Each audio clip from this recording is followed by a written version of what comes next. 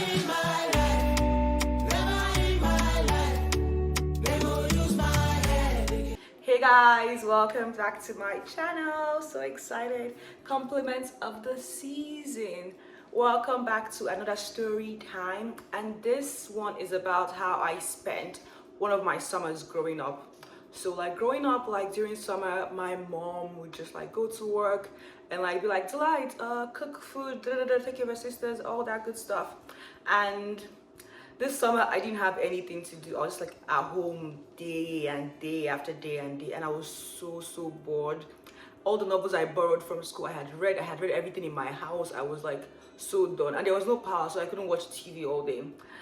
And I looked at, and I was on my bed one morning and I saw this book and I was like, I haven't read this book before. So I took it, and the book was the Bible. I took it, I started reading from Genesis, and I was like, this is a very interesting story. I read all the way, and I read to like Leviticus, Numbers, like all of that stuff. And I was like, it was just like names and genealogy, and this one begat this one, and that one begat that one. Like it was all that stuff, and I was just like so done with the stories. But then things got interesting. During like Judges, it became like this romantic saga drama. Let me tell you something. There is no book as dramatic and as fast-paced as the stories in the Bible. Like in Judges and Joshua, there was war, there was fighting, there was adventure, there was thrill. Like I spent I read through like Judges in a day. Like there was this king and this prophet and this person's story and that story, and it just like felt like this out of. And at that point I didn't even know that the events of the Bible were actually true life events. I was like, oh my gosh, this is such like dramatic, beautiful, like how old was I at that point? Probably like 12, 13 or 14. But I was like, oh, this stuff is not real, but like it's just like so good. Like this is the best novel ever, and it's a collection of books. So like I was like, oh, this book is so interesting.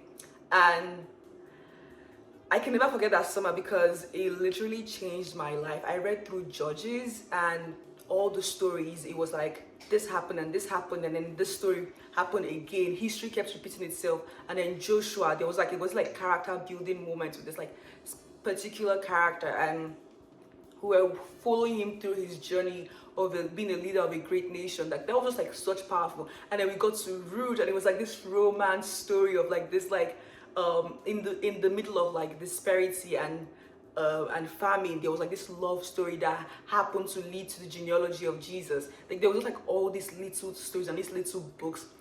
And let me tell you, that book managed to preoccupy a bubbling 14-year-old for a whole summer. I cannot tell you how.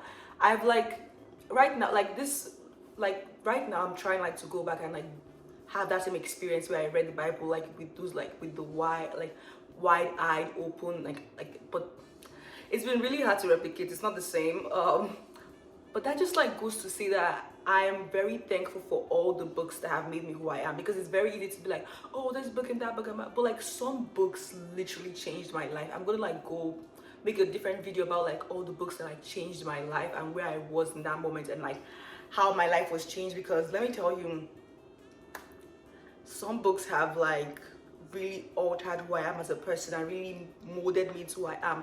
I have a lot of like insight into certain like issues because of books I've read. I have a lot of like knowledge about certain things because of books I've read. I have so much more empathy for people because of books I've read. Like I have traveled to different countries without like going there because of books I've read. And like this one, I did not understand ancient Israel. I don't think I still do, but it gave me an insight into them. I did not understand like the epic love stories and like the epic trilogies, like but like Joshua, Judges, Ruth, I feel like they all like an epic trilogy kind of situation. Like they build on each other.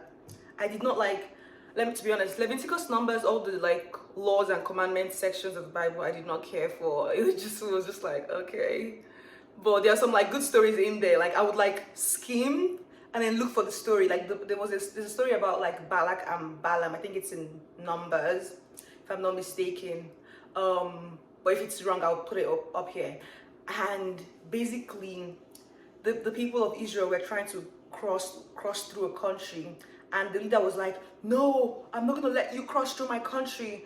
And then the people of Israel called this prophet, the leader was like, call this prophet, come and curse them, because he was like, curse these people, like they always keep multiplying and growing. And the guy came all the way on his donkey, and his donkey stopped in the middle of the road and was like, Balak, what are you doing? And like, the donkey kept stopping over and over and again. He was like, donkey, get your ass out of here, let's go. And donkey like started talking, and I was like, why are you going to curse them? And then he was like, oh, what? Why is my donkey talking? It was like very like interesting. He had like this fantasy like story like energy. And then after that, he like listened to the donkey, because he realized it was the voice of God speaking to him through the donkey. And then he got there and he tried to curse the people of Israel, but blessings kept coming out of his mouth. So that was like a very huge, nice story in the middle of the Bible. And then in the middle of I think Leviticus, if I'm not mistaken. So that was in the middle of all the like commandments and stuff. That was like a good relief. And then I read through, but when First Samuel, ooh, I almost forgot the most like thrilling. Let me tell you, Joshua, Judges, Ruth, First Samuel, Second Samuel, First Kings, Second Kings, First Chronicles, Second Chronicles. Those are the most epic, larger than life parts of the Bible. Like there is like wars and famine and like laughter and buying and selling and romance and death and life and like so much life things and like that are happening. And these are like, a lot of these books are historical books. I think that like for me growing up, those are the more like appealing parts of the Bible. It was like the historical books, those were epic trilogies. When I mean epic, like it's like larger than life stories. And when you look at those stories, it's just like they are beautiful because all tied up together, they kind of like prophesy or they foresee the coming of Christ and redemption of the whole world. Like that's such a like a beautiful movement. Obviously, like at that point, I was not yet saved. I like 14. I like knew of Jesus and I knew like of the, but like I had not made a conscious decision to like walk with him and believe in him and all that stuff. So it was not like, oh my gosh, epic story, but let's read it, like kind of situation. So I had not yet believed in Christ. So it was just like, oh my gosh, beautiful story, which to be honest, like it's a beautiful story regardless. So like read it. So I don't remember what train of thought I had before then, but I'm just like saying that all these events led to this cumulative events that happened in Matthew, which is the birth of Jesus Christ, which is what we're celebrating right now. You guys, my Christmas outfit, how do you like it? I love it. I love it. You would not believe, but I got this from a grocery store.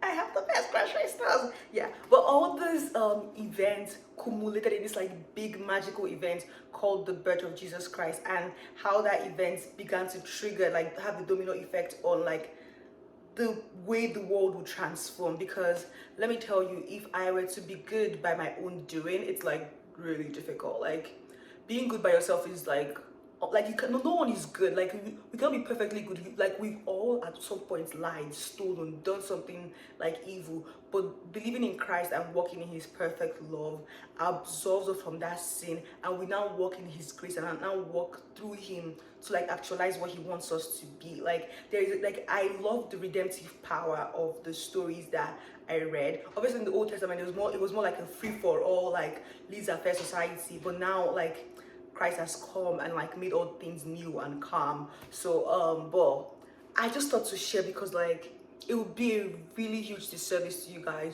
to talk about all these amazing books I love and not talk about this one book that it happened. It basically, the Bible was it happened one summer. Like talk about this one, not book, but a collection of books, because like it is not one book, it's a collection of books like that have literally transformed my entire life.